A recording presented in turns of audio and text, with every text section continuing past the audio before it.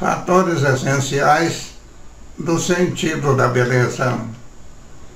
categorias e propriedades. Em princípio, o sentido,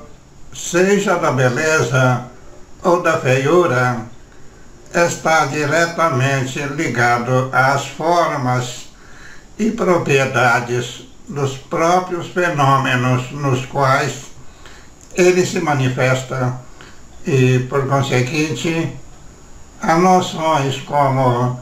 as de totalidade, unicidade, grandeza, proporcionalidade, simetria, harmonia e, consequentemente, perfeição. Mas estas noções só significam de fato alguma coisa quando consideradas em relação a uma outra noção, que é a de categoria. Um fenômeno só é de fato considerado como manifestação do sentido da beleza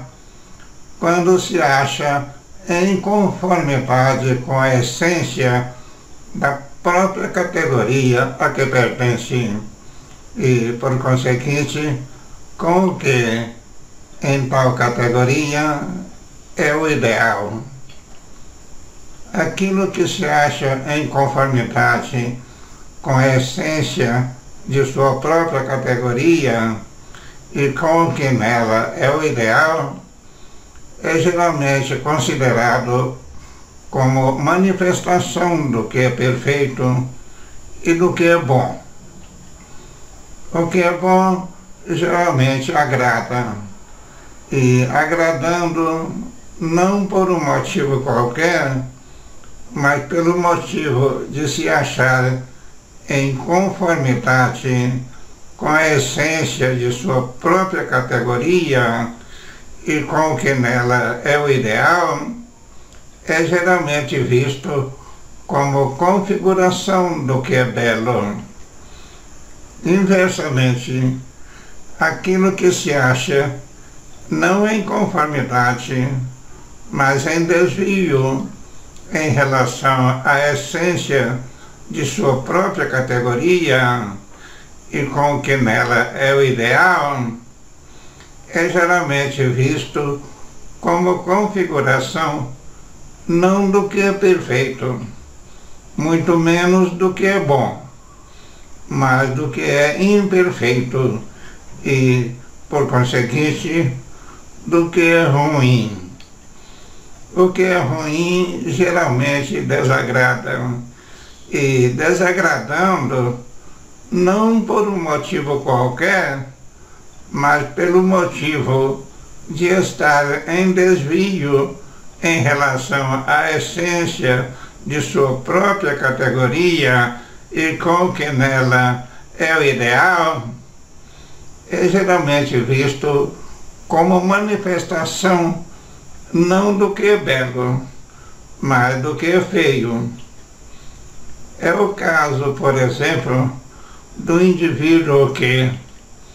embora com a aparência de um ser humano, ou melhor, de um homem, tem uma estatura e uma robustez que, de certa forma, excede as medidas e, além disso, possui um único olho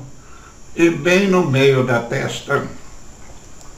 e se alimenta,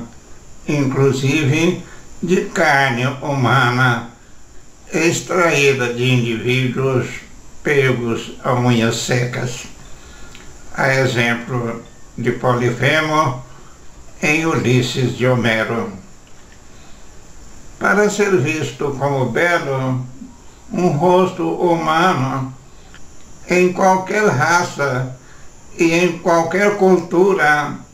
tem que conter, no mínimo, um nariz, 2 olhos, uma boca, uma testa, um queixo, duas bochechas, duas orelhas e o cabelo, ou uma careca. E é na correlação entre essas diversas componentes que entram os conceitos de totalidade, unicidade, grandeza, proporcionalidade, simetria, harmonia e, consequentemente, perfeição. Pensemos, por exemplo, no caso de um nariz, num rosto considerado como belo. Tendo em vista a relação desse nariz com as outras componentes, ele não pode ser nem muito grande, nem muito pequeno, porque tem que haver proporcionalidade. No entanto, dependendo da raça e da cultura em que um rosto se acha inserido, o nariz nele existente poderá ser mais afilado ou mais achatado, mais pontiagudo ou mais esborrachado, porque é daí